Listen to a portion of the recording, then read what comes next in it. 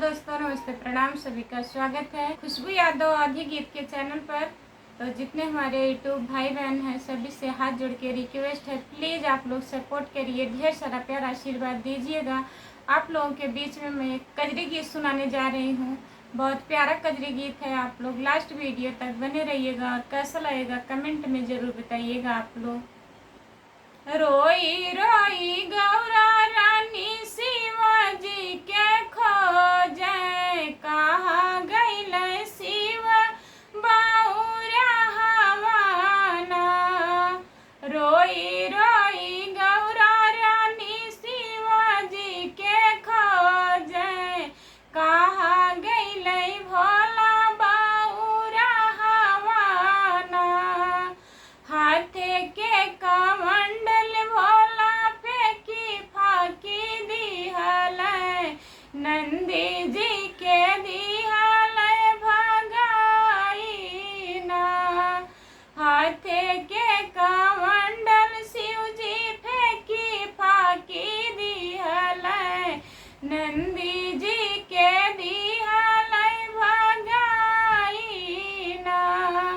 रोई रोई गौरा जी शिवाजी के खोजे, कहाँ गइल भोला बाउरा हवाना।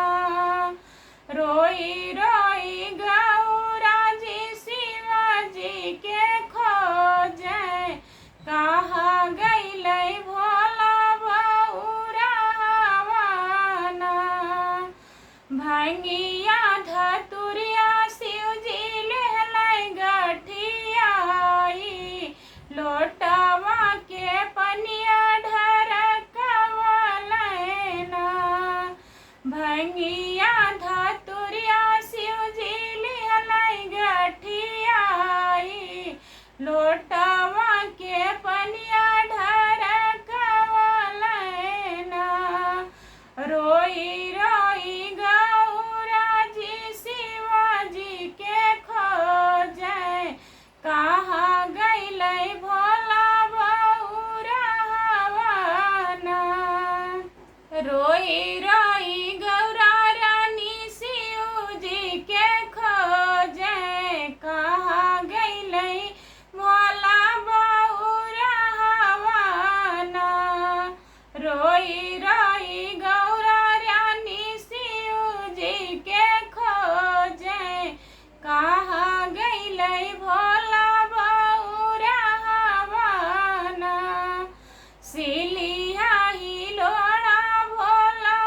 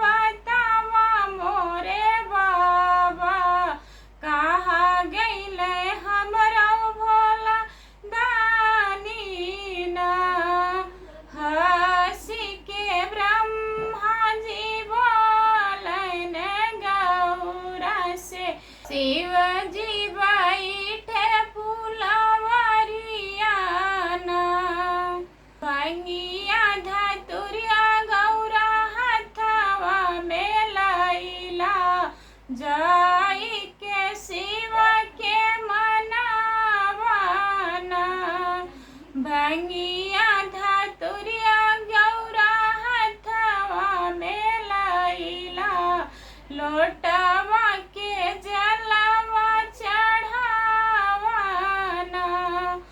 मानी जई है भोला बौरा हवाना मानी जई है भोला बौरा हवाना रोई